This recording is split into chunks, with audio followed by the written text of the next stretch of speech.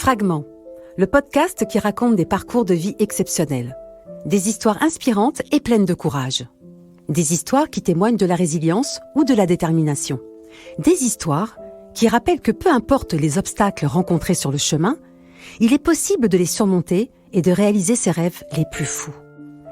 Alors bienvenue à bord, installez-vous confortablement pour découvrir des histoires inspirantes qui, je l'espère, vous feront voir la vie autrement.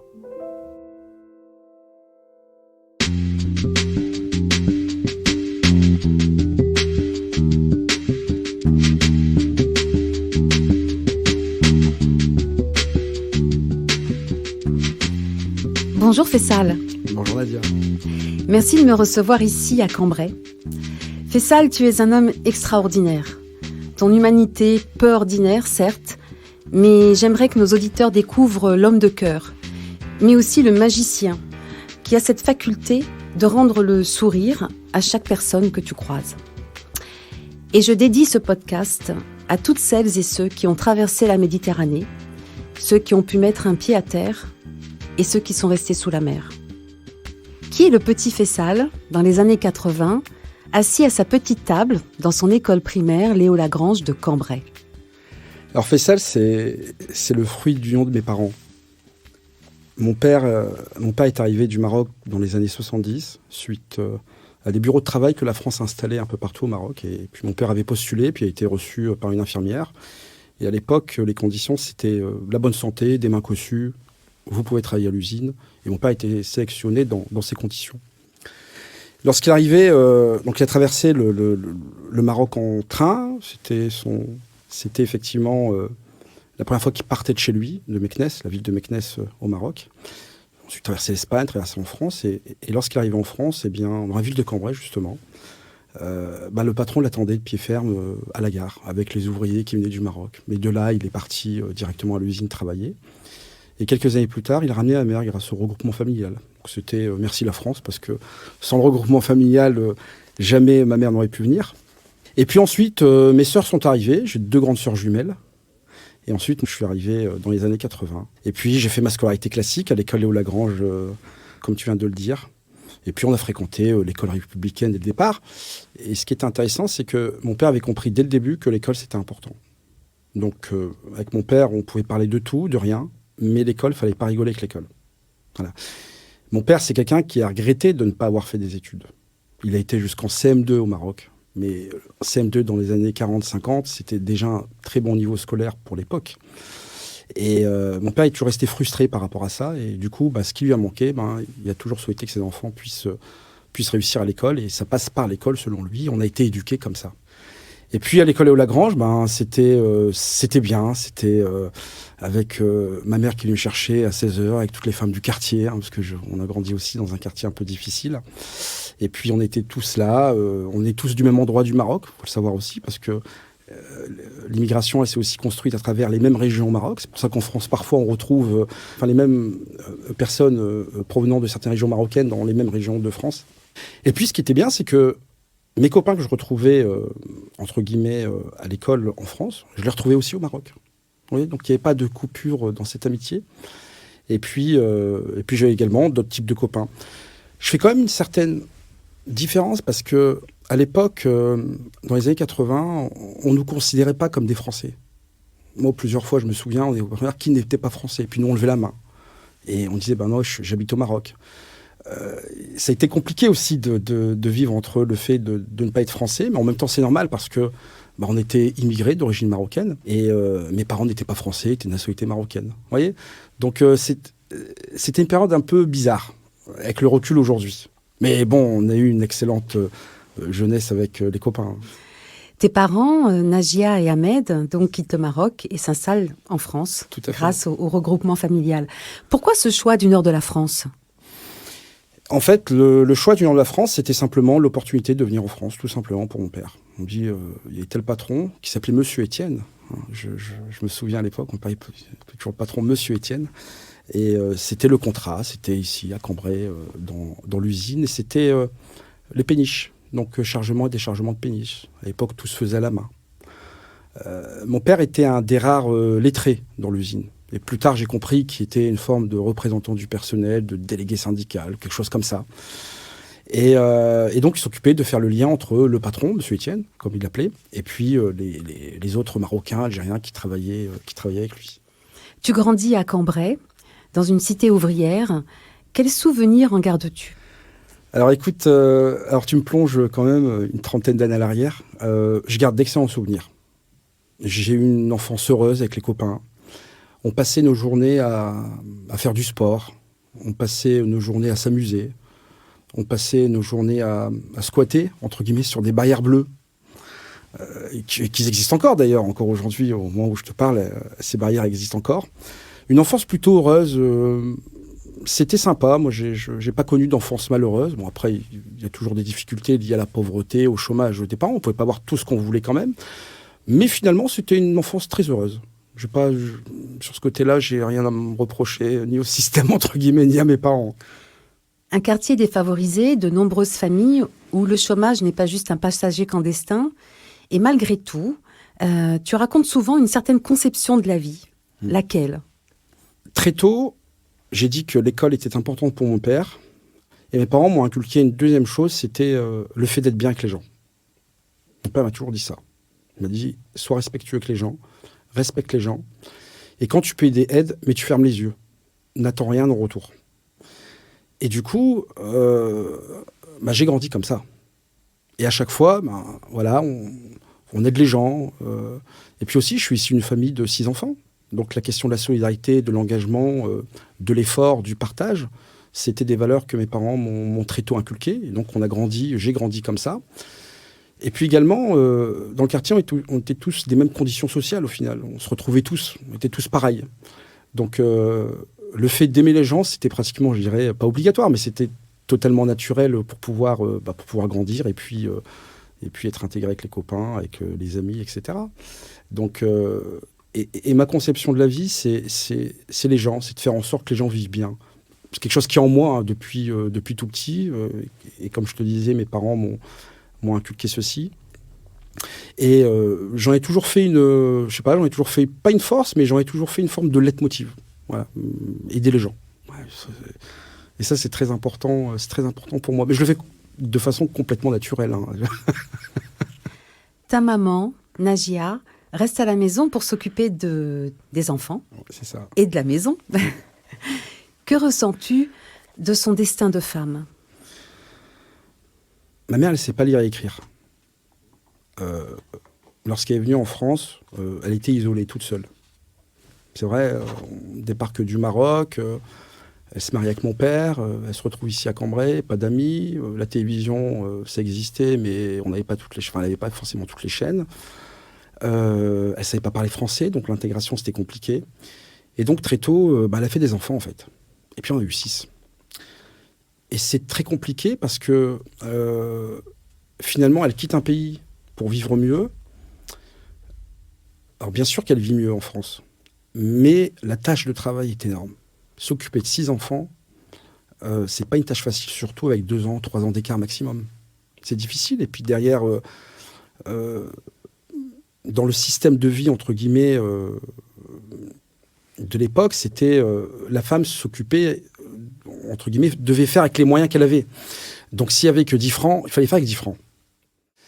Et donc ma mère, je pense qu'elle a souffert. C'est pas une tâche facile quand même hein, de s'occuper de 6 enfants. Puis en même temps, il fallait aussi s'occuper de la famille au Maroc, de sa mère, ses sœurs également. Et ma mère, je crois qu'elle n'était pas heureuse au final. Elle a commencé à vivre réellement plus tard quand les enfants ont grandi.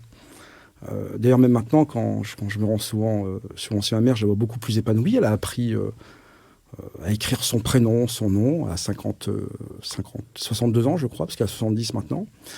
Elle fait du sport au gymnase du quartier. Elle fait des cours de cuisine. Elle a vraiment une vie sociale qui lui correspond aujourd'hui. Mais avant, 6 enfants, c'est compliqué. C'est difficile. Puis surtout, entre guillemets, quand vous avez le père qui ne travaille pas, c'est compliqué. C'est compliqué. Mais bon, elle est heureuse maintenant. Merci pour elle. Merci. Le premier devoir d'une république est de faire des républicains. Et on ne fait pas des républicains comme on fait un catholique. Pour faire un catholique, il suffit de lui imposer la vérité toute faite.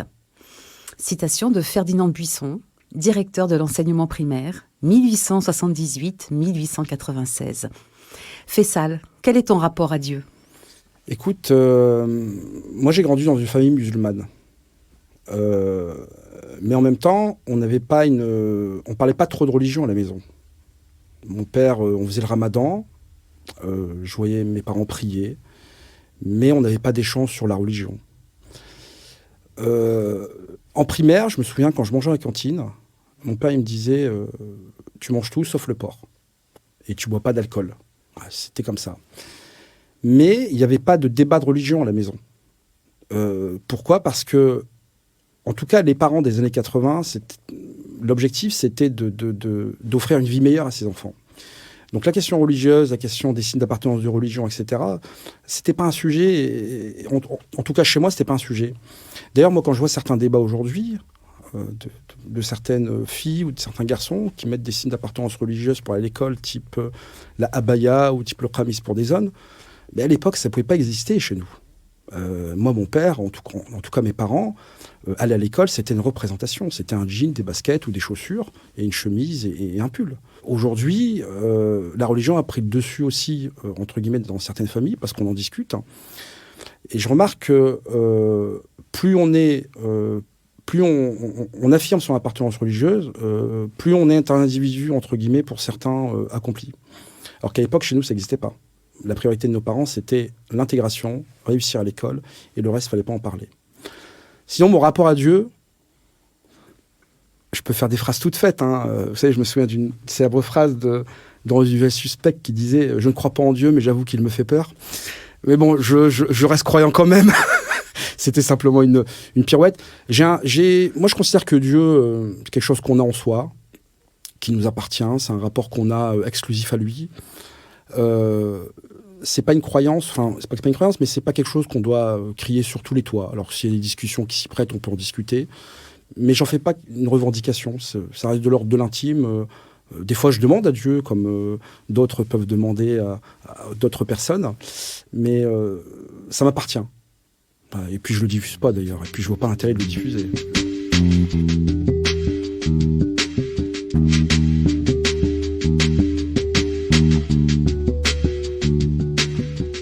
À 16 ans, pour la première fois, tu manges du saumon et du gruyère.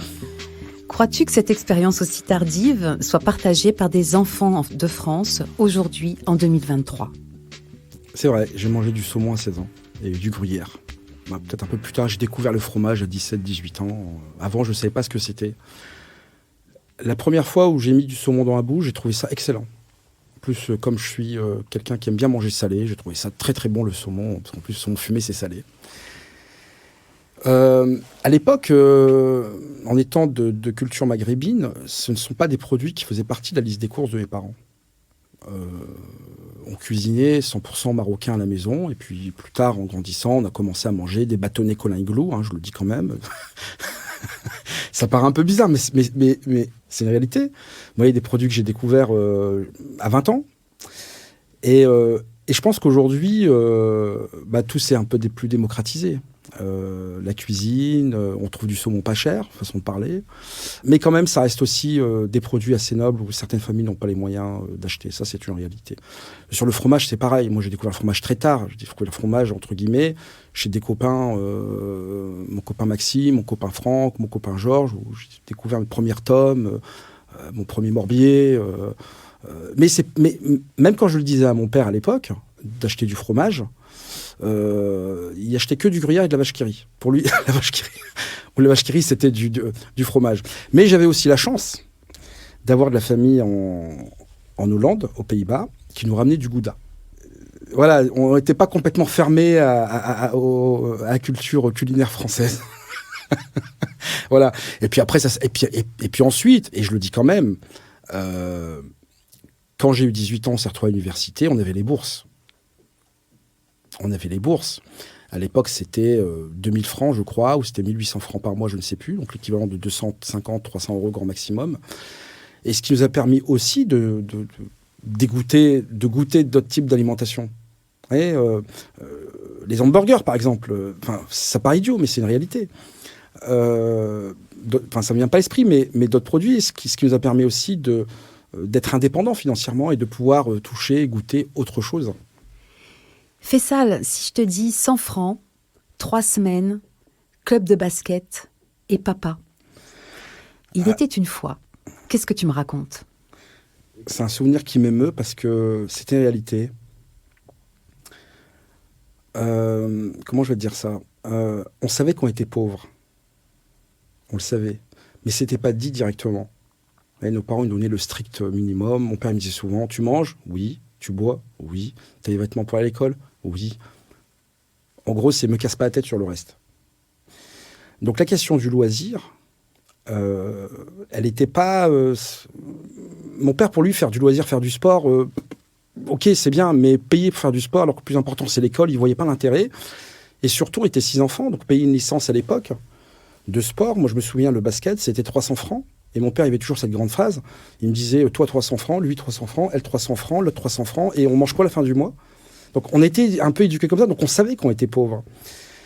Mais on était en 3e, et puis mon père me dit, écoute, ouais, ok, on va faire la licence, c'était 325 francs. Il me dit, est-ce que je peux faire 3 chèques ? Je dis, oui, papa, tu peux faire 3 chèques. Tu fais 3 chèques de 200 francs globalement. Et il me dit, attention, tu es entraîneur, qu'ils n'encaissent pas. Avant, t'es de la du ok. Et donc, un jour, on part on devait faire un match de basket, c'était à Dunkerque, à Gravelines. Et l'entraîneur nous propose de passer, de dormir à l'hôtel la veille pour être en forme le lendemain. Bon. Et il nous prévient 15 jours avant. Et la chambre d'hôtel, c'était 100 francs. Bon. Et je dis, comment je vais faire pour demander à mon père 100 francs ? Mais c'était beaucoup à l'époque. Il faut se remettre dans le contexte en 95, 96. C'était énorme. 100 francs, c'est pas 15 € d'aujourd'hui. Du coup, je dis, comment je vais faire ? Quelle stratégie je vais adopter pour demander 100 francs ? Et donc, la veille, je lui dis, au fait, papa, j'ai un match de basket et on part à l'hôtel demain. Et je lui dis, c'est 100 francs l'hôtel. Et il me dit, comment ça, 100 francs l'hôtel ? Je lui dis, oui, parce qu'on dort à l'hôtel, c'est 100 francs. Et ma mère, elle regarde, elle lui donne-lui, il va avec ses copains, etc. Il donne 100 francs. Le problème, c'est que il faut bien manger, arriver là-bas. Il faut bien prendre le petit déjeuner, et puis le midi, il faut bien manger. Et j'étais avec d'autres copains. Et comme on savait qu'on n'ait pas plus d'argent, j'ai pas demandé plus. Et je me souviens, quand j'arrive à la chambre d'hôtel, on donne les 100 francs à l'entraîneur, qui d'ailleurs s'occupe de payer la chambre d'hôtel, et il dit, tiens, vous mangez pas, vous ? On dit, oh, non. On dit, oh, non, on mange pas le matin. Mais on mange pas le matin parce qu'on n'avait pas d'argent, en fait. Mais tout ça, ça se faisait quand même dans la bonne humeur. C'est pas quelque chose qui était souffrant pour nous. On savait, en fait. On le sait. Et puis, on mangera des gâteaux, on achètera un paquet de gâteaux à 5 francs. Voilà, on n'avait pas trop d'argent. C'était comme ça, en fait. On n'en discutait pas, mais on le savait, en fait. Mais c'était pas forcément un sujet. Voilà. Faisal, pourquoi le livre est si important dans ta vie ? Mon père, même si c'était pas un super lettré, il avait pris conscience que lire, c'était important. Et du coup, il achetait des livres à la maison. Mais il achetait des livres, pas en lisant la préface ou l'auteur, parce qu'il trouvait de la couverture belle, tout simplement. Et donc, il venait, il dit, tiens, je vous ai acheté des livres. Alors du coup, il m'obligeait à lire des livres. Et je me souviens, on passait les dimanches à lire des trucs, mais... en fait, l'histoire ne voulait rien dire. Mon père, il me dit, c'est pas grave, lis.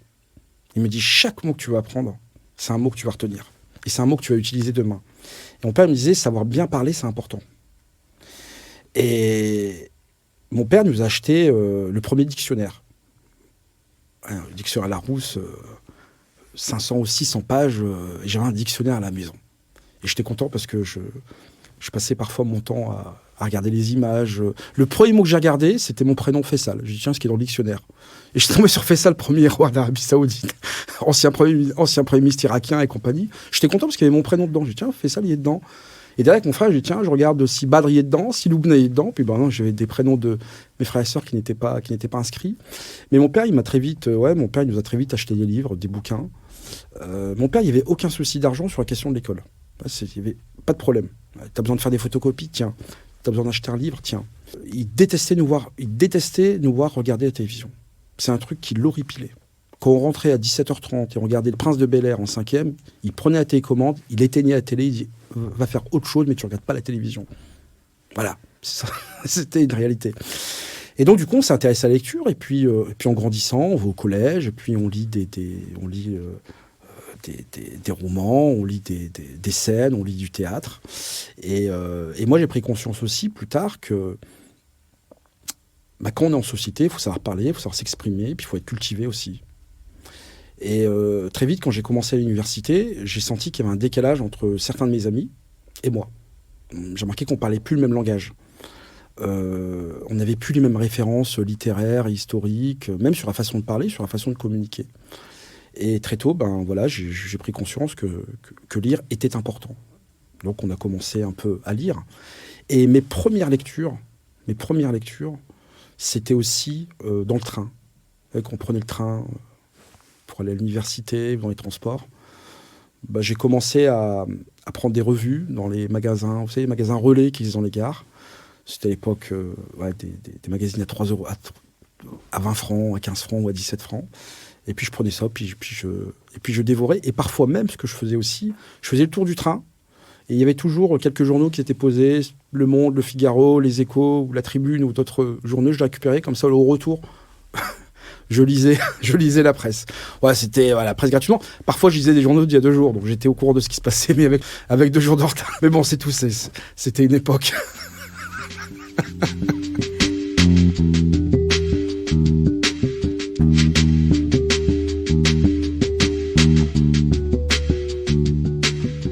Un doc d'économie-gestion, une école de commerce, une licence, une maîtrise, une épicerie, 3 boulangeries, un passage dans l'industrie, l'intérim. Qu'est-ce qui pousse l'entrepreneur que tu es, Faisal ? Je me suis toujours... j'ai toujours refusé de m'ennuyer dans ce que je faisais. J'aime bien faire de nouvelles choses, j'aime bien me lancer de nouveaux défis, j'aime bien me former, mais dès que je sens que je commence à m'ennuyer, je fais autre chose. Et donc, du coup, j'ai multiplié les expériences. Et encore une fois, je reviens sur mon père, mais mon père, ça a été un grand éducateur. D'ailleurs, je le remercie, parce qu'il est toujours vivant, parce qu'on peut en croire qu'il est décédé, mais non, il est toujours vivant. Et mon père, il me dit toujours, fais plein de choses, et tu vas toujours retenir quelque chose dedans. Ouais, toujours. Et moi, j'ai grandi comme ça, je fais, quand je m'ennuie, je change. Je me suis formé, j'étais à l'université, parce qu'il fallait faire des études. Et mon père était content quand je lui disais que j'étais à l'université, il était content parce que c'était le premier de sa génération qui partait à l'université. Enfin, en tout cas, je parle pour moi, même si j'ai des sœurs qui ont fait également des grandes études. Mais en tout cas, la question des études, la question de la formation, la question de faire ce qu'on aime, ça a toujours été un leitmotiv pour moi. Et je déteste de rester dans une fonction, dans une tâche qui m'apporte plus rien intellectuellement ou dans laquelle on n'apprend plus rien. Donc je multiplie les expériences. Et plus c'est compliqué, plus c'est nouveau, plus j'adore ça. Au cours de ton adolescence, même un petit peu plus tard, survient le divorce de tes parents. Qu'est-ce que tu gardes de cet événement dans ta construction d'homme ? Écoute, mes parents ont divorcé très tôt. On était... ma mère, c'était une des rares femmes qui avait divorcé du mari et avec 6 gamins. Donc c'était quand même un peu difficile. Mais mon père s'est toujours occupé de nous. Toujours revenu à la maison, l'école, est-ce que tu as eu le bac ? Oui, papa, j'ai eu le bac quand même moyenne. J'ai eu autant. Et l'autre, elle a eu combien ? Elle a eu autant. C'est nul. Parce qu'on n'a pas été beaucoup dans cette comparaison aussi. Il faut toujours faire mieux que la voisine. Mieux qu'Audrey d'ailleurs, ou mieux que Raja, etc. Mais dans ma construction d'homme, j'ai pas été, entre guillemets, mon père n'a pas éduqué ses enfants sur un système patriarcal. En disant, les garçons on commande, les filles, vous faites autre chose. En fait, on a tous été éduqués de la même façon. Et d'ailleurs, même quand je m'embrouillais, que je me disputais avec mes sœurs, mon père, il me donnait jamais le dernier mot. D'ailleurs, chez moi, encore aujourd'hui, il n'y a pas dans ma famille, dans mes frères et sœurs, il n'y a pas de patron, entre guillemets, il n'y a pas une parole sage d'un frère ou d'une sœur pour raisonner tout le monde. Non. Tout le monde a son mot à dire, tout le monde est au même niveau.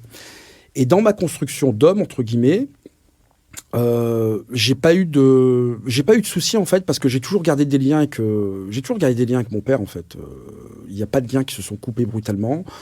Et puis après, on est aussi dans comment je vais vous dire ça, avec la famille, les cousins. Donc, ça m'a pas trop gêné dans le début de ma vie adulte, on va dire. Les valeurs fondamentales, je les avais en fait.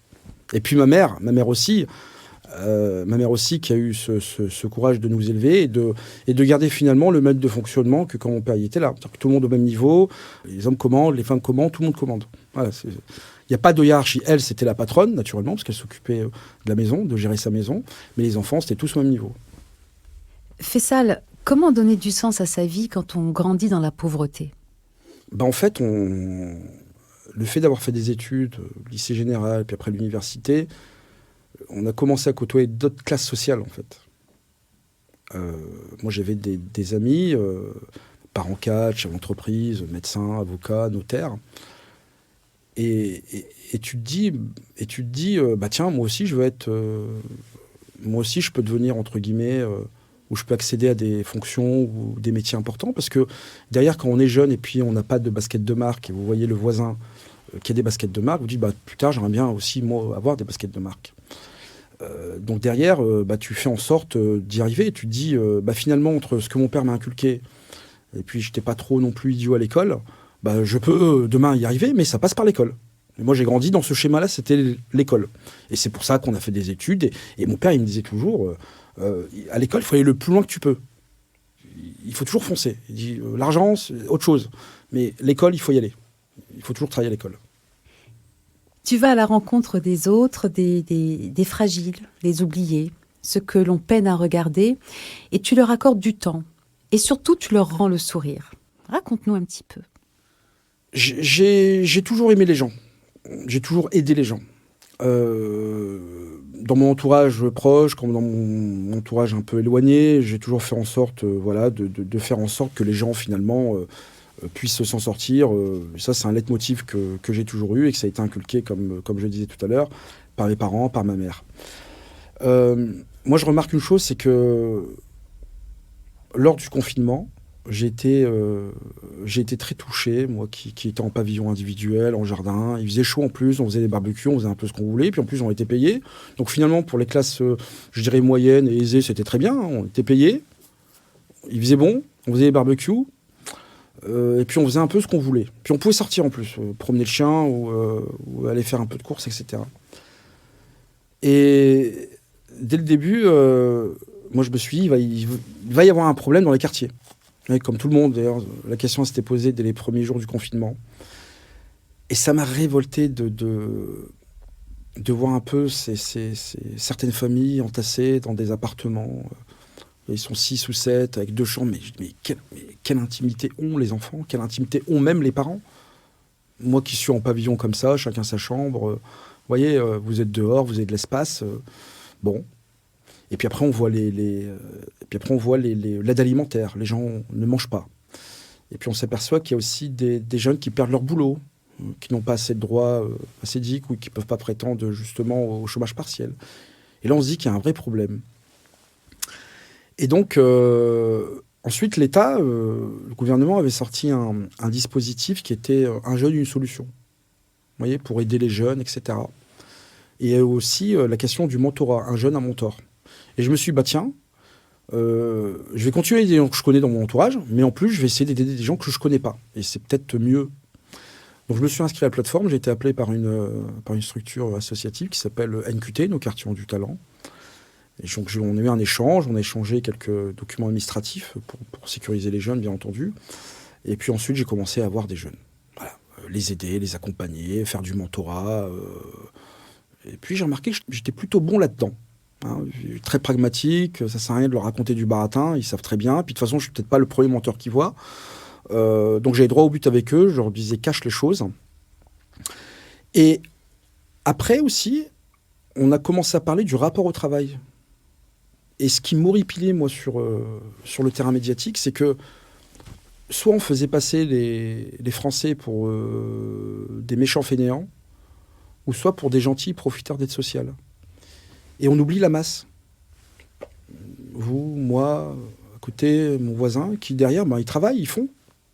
Les gens font en sorte de s'en sortir. Et donc, comme j'ai un peu le contact facile, j'ai commencé à parler aux gens. Voilà. Comme je dis toujours, c'est toujours une histoire d'amour. Hein. C'est un regard, c'est un petit sourire. la petite phrase d'accroche, vous savez, comme un commercial. Et puis on arrive à maintenir, entre guillemets, à poursuivre une discussion. Et puis voilà. Puis je lui dis, bah, tiens, je vais raconter le parcours des gens. Bah, qu'est-ce que vous faites dans la vie? Et j'ai remarqué que les gens étaient très à l'aise avec cette question. Ils me posent jamais, moi, qu'est-ce que vous faites dans la vie? Ils me posent jamais, ah bon, pourquoi vous faites ça? Bon, maintenant, un peu plus, parce que je me suis plus ou moins, pas professionnalisé, c'est pas le terme exact, mais j'ai acquis un peu plus de bouteilles. Et donc, je voulais savoir si c'est vrai, les gens ont profité du système, ou si les gens aimaient bien le droit de la paresse. Je sais plus quel homme politique utilisait cette expression. Ben non, en fait, moi, je rencontre des gens qui travaillent, des gens qui s'en sortent. Des gens qui n'attendent pas forcément les aides sociales, qui n'attendent pas forcément les allocations familiales. Les gens, ils font avec ce qu'ils ont. Les gens, ils travaillent. Les gens, ils sont quand même assez résilients dans l'ensemble. Ben voilà, ils se cassent la gueule comme tout le monde, comme moi, je me suis déjà cassé la gueule, pardonnez-moi l'expression. Ils se relèvent, ils saisissent, ils avancent, etc., etc., etc. Et c'est ça qui m'intéresse. Et ce qui m'intéresse, c'est de découvrir, entre guillemets, le parcours de ces gens-là. Et je dis souvent que parfois, dans le terrain médiatique, on nous présente toujours des réussites. L'avocat, le juge, le médecin, le type qui est devenu chef d'entreprise. On fait même des films parfois. Et en fait, on oublie les ouvriers, les employés, les chauffeurs routiers, l'agent immobilier ou effectivement le secrétaire ou la secrétaire ou le garçon de café, le chef de rang. Et on oublie tout ça en fait. Mais ça, c'est ce qui compose 95% de la masse salariale française, quoi. Et les gens, ils font en sorte de s'en sortir. Les gens, ils avancent, ils font des formations. Les gens les questions liées au travail sont encore très importantes dans l'esprit des gens. Il n'y a pas de gens, ils disent pas, il faut qu'on travaille moins, comme on peut entendre. Non, les gens veulent juste simplement avoir un travail, puis être payés à leur juste valeur. C'est tout ce qu'ils veulent, les gens. Mais ils aiment bien travailler. Et pourquoi ils aiment bien travailler? Parce que la vie, globalement, depuis la nuit des temps, est divisée en trois. Une partie où on dort, une partie, entre guillemets, où on s'amuse, puis une partie où on travaille. Avant, on chassait. Maintenant, on travaille. Enfin, c'est la même chose, c'est une activité de travail. Mais les gens, ils travaillent, et puis les gens, ils ont besoin de ça. Le travail, c'est quand même une activité qui structure une vie sociale. Moi, je dis souvent que être au chômage ou RSA, c'est compliqué. Vous imaginez, nous, les gens qui travaillons, nous savons ce qu'on va faire le lendemain. Mais quelqu'un qui est au chômage, quelqu'un qui est au RSA, il faut qu'il prépare sa journée du lendemain. Nous, c'est facile, on met le réveil à 7h30, et puis on prend le RER ou le bus ou le métro, je ne sais quoi, à 8h30, puis à 9h, on est au boulot, puis à midi, on va manger, puis on va à la cantine, puis on rentre à 17h, puis on fait ses courses, etc. Mais celui qui ne travaille pas, c'est compliqué de construire, de séquencer sa journée. Et puis, j'ai dit, mais tiens, je vais raconter ces gens. Alors, au départ, je leur ai dit, est-ce que je peux prendre une photo de vous? Les gens étaient réticents. Après, j'ai dit, bon, on va prendre un selfie. Ça fait plus fun, c'est plus cool. Et puis, je souris, puis ils sourient, puis ils sont très contents, les gens. Et pourquoi je l'ai fait en noir et blanc? Je l'ai fait en noir et blanc, c'est plus beau, mais c'est plus que ça. C'est pour cacher les défauts physiques que les gens peuvent avoir. Parce que mon hantise au départ, je me dis, surtout sur les réseaux sociaux, notamment Twitter, j'espère qu'on va pas se moquer des gens. Je sais pas, un nez un peu tordu, j'en ai aucune idée. Mais, et ça, je dis, mais les gens qui me font l'honneur de partager le parcours et de partager leurs photos, et je me suis dit, si jamais j'ai des remarques physiques sur les gens, j'arrête de le faire. Parce que je veux pas qu'on se moque de personnes qui m'ont fait l'honneur de partager leur vie intime, parce que quand il y a un peu ce travail-là, c'est qu'on rentre par effraction dans la vie des gens. Et ça, c'est important de le souligner et puis de les respecter. Voilà. Et je suis très content et les gens sont contents de parler d'eux parce que finalement, dans une année, combien de fois vous avez l'occasion de parler de vous-même, sincèrement? Jamais. Sauf quand vous cherchez du boulot, on vous dit qu'est-ce que vous avez fait, etc. Et puis les gens sont contents de parler d'eux. Et souvent, j'essaye de comprendre, entre guillemets, qu'est-ce qui les a amenés à faire telle ou telle activité. Il y a toujours quelque chose. Et souvent, je remarque, c'est aussi un peu comme moi, c'est souvent une passion, un échange, une rencontre avec quelqu'un, une phrase du père parfois, ou, comme moi j'ai pu avoir. Un parcours, c'est jamais le fruit du hasard. Il y a toujours quelque chose qui explique pourquoi on est passé de telle ou telle activité, pourquoi on a fait ci, pourquoi on a fait ça. Et depuis, j'ai rencontré peut-être, franchement, 300, 400 personnes. Et les gens, ils m'accordent 10 minutes sur le trottoir. Et en 10 minutes, j'arrive à leur poser quelques questions, puis ils répondent naturellement. Et puis à la fin, on se fait une photo, on se salue. Je ne prends pas les numéros de téléphone. Je ne demande pas leur adresse mail. Je préfère qu'on appelle ça, Sinon, demain, je vais me retrouver avec un portefeuille d'interviewer de 300-400 et j'ai pas envie de le faire. Et du coup, ça reste comme ça. Et je veux simplement être un temps dans leur vie, un petit passage dans leur vie, c'est tout. Voilà. Le but, c'est pas de garder une relation durable, sinon, avec les 300-400 personnes, c'est compliqué. Faisal, si jamais ce podcast traverse le monde, quel serait ton message pour celles et ceux qui sont dans le silence et n'ont plus d'espoir? Mon message, ça serait peut-être pas forcément à ces gens-là, ça serait à ceux qui regardent et qui se taisent. Vous savez, je prends les SDF. Quand vous discutez avec les gens, avec les SDF, beaucoup n'ont pas d'espoir, ont tout abandonné. Et pourtant, on les voit. Mais on ne les voit plus, finalement, parce que les SDF, voilà, on ne fait plus attention, on a l'impression qu'ils font partie du mobilier urbain. Et je pense que c'est aux gens, aux personnes qui ont des situations, peu importe leur situation, d'aller voir justement les gens qui n'ont pas d'espoir. Et on connaît tous des gens qui ont perdu espoir, des gens pauvres, des gens mal dans leur tête, mal dans leur peau, ou que ça ne fonctionne pas dans la vie professionnelle ou privée. Eh bien, c'est à nous, les gens, entre guillemets, hein, j'utilise ce mot normaux, façon de parler, ou sans difficulté, eh bien, c'est à nous d'aller voir des gens qui sont plus bas que soi et d'aller leur tendre la main. Un SDF, moi, je le fais régulièrement. Je vois un SDF, je prends un café, je discute avec lui, puis je me raconte sa vie. Et aider les gens, c'est pas forcément financièrement. Parfois, c'est juste une écoute attentive. Et d'ailleurs, souvent, quand on a un problème, qu'est-ce qu'on fait? On appelle quelqu'un qui va nous écouter. Souvent, on appelle des amis. Donc, à ces gens-là, moi, c'est plus le message des gens qui sont installés correctement dans leur vie, de s'intéresser à ceux qui vont pas bien. Parce que les gens qui vont pas bien, ils ont tendance à s'isoler, à rester chez soi, à se couper du monde. Et parfois, malheureusement, il n'y a personne qui leur rend visite. Il faut qu'il y ait beaucoup plus d'aller vers, entre guillemets, des gens sans problème vers les gens avec les problèmes. Faisal, à qui pourrais-tu rendre hommage aujourd'hui? Peut-être une vieille dame de 95 ans, assise sur un banc. Ouais, tout à fait. C'était 2 vieilles dames. Il y en a une qui avait 96 ans, 94 ans, quelque chose comme ça, et l'autre qui avait 70 ans. Bon, je pensais que c'était des copines. Mais non, c'était la mère et la fille. Et ça m'a étonné. Ça m'a étonné parce que j'ai un fils, on a 24 ans d'écart. Et je me suis dit, ça peut être moi plus tard. Mais ça m'a étonné de voir 2 vieilles personnes et elles ont 20 ans d'écart. Elles se ressemblaient physiquement en plus. La mère était très bien conservée. On a l'impression qu'elle avait peut-être 70 ans. Et la fille faisait son âge. Et je lui avais dit, madame, si vous avez un conseil à me donner, ça serait lequel? Elle me dit, écoutez, je vous donne un conseil dans votre vie. Émerveillez-vous au quotidien. Sur tout ce que vous voyez, tout ce que vous sentez plutôt. Ça peut être une plante, ça peut être quelqu'un que vous rencontrez, ça peut être juste respirer, ça peut être juste être en vie le matin.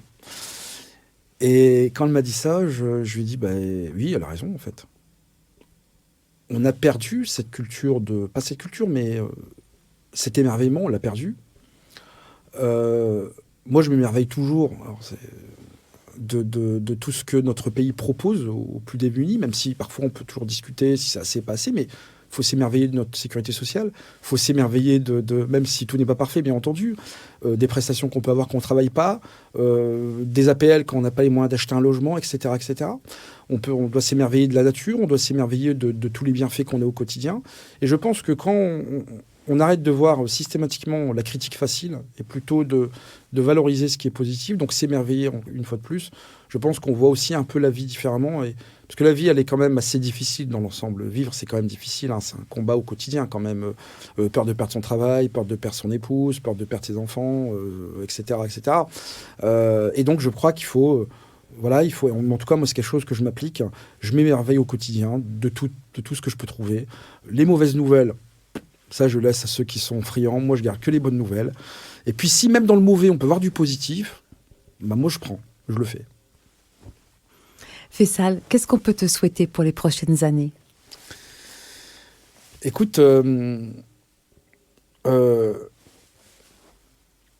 vais dire quelque chose de très intime.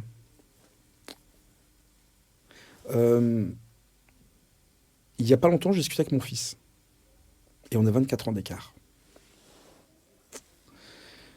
Et je lui disais, tu sais Yanis, on a 24 ans d'écart, on a l'impression d'être des potes en fait.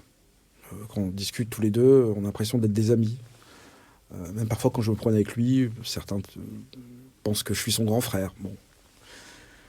Et il me dit, ouais, c'est bien. Je lui dis, c'est bien, mais il y a quelque chose qui me chagrine, cette différence d'âge, Yanis. Et il me dit, pourquoi, papa? Je lui dis, parce que quand j'aurai 80 ans, t'en auras 60. Et à 60 ans, c'est aussi l'âge où tu peux avoir une maladie. Et 80 ans, je serai aussi malade. Je lui dis, j'espère que je te verrai jamais malade à 60 ans. Que tu n'auras pas une sale maladie. Et moi, à 80 ans, je serai encore obligé de te porter. Donc, si on pouvait me souhaiter quelque chose, c'est c'est plus pour mes enfants, de ne pas les voir souffrir. Parce qu'on a très peu de différence d'âge. Finalement, 20 ans, c'est pas beaucoup, finalement. Ça, c'est la première chose, la question santé de mes enfants. La question également d'être toujours positif, de garder toujours cette flamme-là, vous savez, bien dans la tête, même si parfois on a des problèmes comme tout le monde, hein. Des fois ça va pas comme tout le monde, des fois on a du mal à payer sa facture, parfois on a du mal à boucler le fin de mois comme tout le monde. Mais au moins garder cette petite flamme toujours d'optimisme. Voilà, c'est ce qu'on peut me souhaiter. Après, le reste, vous savez, tout passe.